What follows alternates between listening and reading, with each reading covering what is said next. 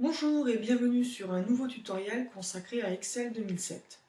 Aujourd'hui, nous allons voir comment réaliser des liaisons entre différents classeurs. Alors, pour cet exercice, j'ai créé trois classeurs, donc trois fichiers. Le premier concerne tout simplement des achats. Donc, j'ai créé un fichier avec différentes feuilles pour les achats de mes différents trimestres. Donc, pour aller plus vite, j'ai fait des calculs par trimestre. Bien sûr, j'aurais pu le faire par mois. Donc par trimestre, j'ai mes différents achats avec à la fin le total de mes dépenses. J'ai réalisé sur la même base mes recettes par trimestre avec sur chaque feuille le chiffre d'affaires par trimestre. Donc ici, on retrouve le chiffre d'affaires du premier trimestre. Ensuite, vous avez le deuxième trimestre, le troisième et le quatrième.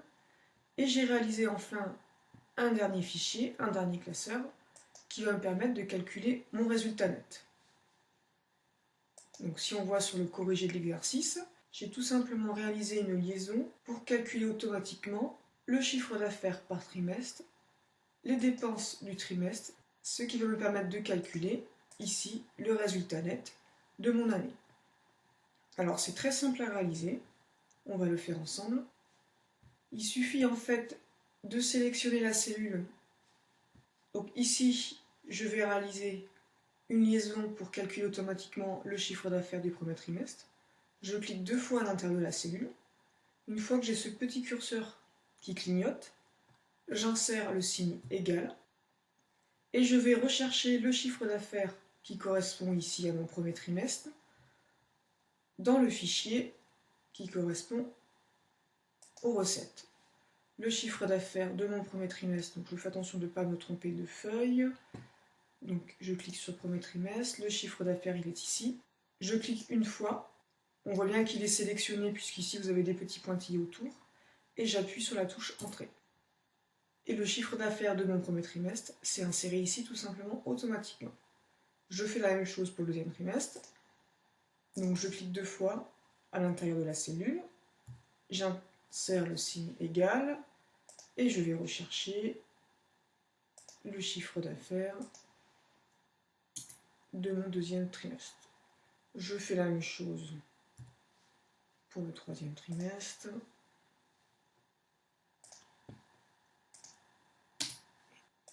Et la même chose pour le quatrième. Alors le quatrième est ici. Égal. Si je reviens sur l'une des cellules où j'ai réalisé une liaison, par exemple sur le chiffre d'affaires du premier trimestre, si je clique une fois dessus, au niveau de la formule de calcul, on voit tout simplement qu'Excel va aller rechercher la valeur sur exercice recette, donc ça c'est le classeur, donc le nom du fichier, et sur la feuille du premier trimestre, et ensuite il va nous prendre tout simplement la cellule F9, donc qui correspond au classeur recette, à la feuille ici premier trimestre, et on voit bien qu'il va bien chercher dans la cellule F9.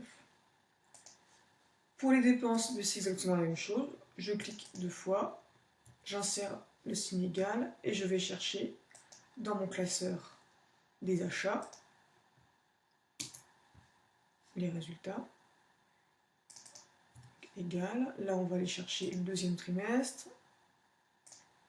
Je clique une fois sur la cellule qui correspond au total des dépenses du deuxième trimestre et j'appuie sur la touche Entrée. Alors j'insère le signe égal pour le troisième trimestre. Je vais chercher la feuille concernant le troisième trimestre au niveau des achats. Et j'appuie sur Entrée. Et on va insérer bien sûr la dernière valeur, le quatrième trimestre. Donc voilà, vous voyez que c'est assez simple de réaliser des liaisons entre différents classeurs. Donc là, je vais terminer les calculs de mon tableau, même si ce n'est pas l'objet de cet exercice. Mais c'est pour vous montrer le résultat final.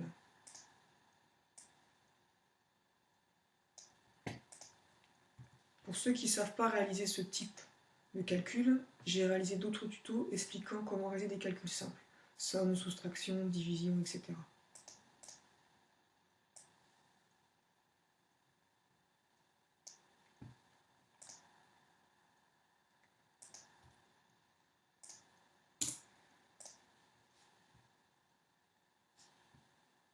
Donc ici j'ai terminé mon tableau, hop, je pense enregistrer en haut. Et là je me retrouve bien avec mon résultat net de mon année 2013. Donc sur cet exercice, l'intérêt de créer des liaisons avec mes différents classeurs, donc ici sur les achats et les recettes, c'est d'une part d'éviter de taper à la main, ce qui est beaucoup plus long, les différents résultats, mais c'est surtout si par exemple je rajoute des achats ou des recettes sur mes tableaux achats et recettes, tout va s'automatiser directement au niveau de mon résultat net. Donc un exemple, je vais retourner ici sur mon fichier des recettes. Au niveau du 4e trimestre, par exemple, là je me suis trompé. C'est pas un chèque de 3 000 € que j'ai reçu, mais c'est un chèque, on va mettre un montant assez important, de 8 000 €. Je fais entrer, ici j'ai mon chiffre d'affaires qui a changé, de 21 331. Si je retourne sur mon résultat net,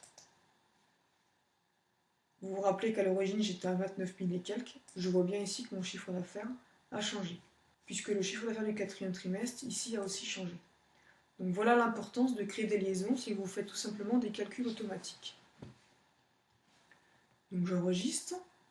Une dernière petite chose que je vais vous montrer. Donc là, je vais fermer mes différents classeurs.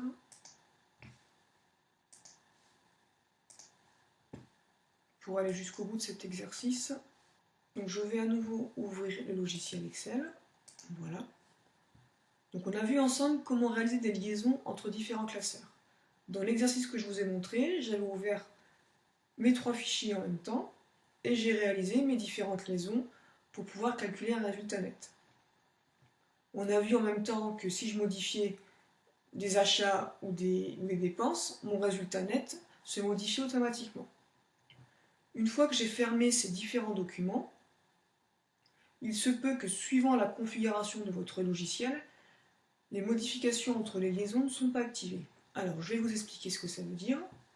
Je vais rouvrir ici le fichier qui a des liaisons, donc exercice résultat net. Donc voilà. Et ici, à ce niveau-là, donc suivant la configuration de votre logiciel, j'ai un avertissement de sécurité. Donc sur ce style de configuration, donc sur mon logiciel, les mises à jour automatiques des liens sont désactivées. C'est-à-dire que si je vais modifier, par exemple au niveau de mes achats, que je vais rajouter un achat ou changer un montant, ça ne va pas se mettre automatiquement au niveau de mon résultat net. Il ne va pas changer. Donc pour qu'il puisse changer, je clique tout simplement sur Options, Activer ce contenu. Et je fais OK. Et là, j'ai plus d'avertissement de sécurité, donc je peux aller modifier. Je vais ouvrir mes achats. Je peux aller modifier mes achats. Ici, je me suis trompé. C'est pas 100, mais c'est 3000. Donc, on regarde bien ici. Mes dépenses qui sont à 8 300 et quelques vont être modifiées. Ça passe à 11 000. Donc, on est sur le premier trimestre.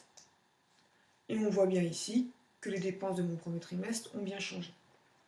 Donc, faites très attention une fois que vous avez réalisé vos liaisons et que vous avez fermé l'intégralité de vos fichiers, et vous fermez Excel, quand vous revenez dessus et que vous avez cet avertissement de sécurité, pensez à faire activer ce contenu. Voilà pour la création de liaisons entre différents classeurs. J'espère vous retrouver bientôt sur un nouveau tutoriel.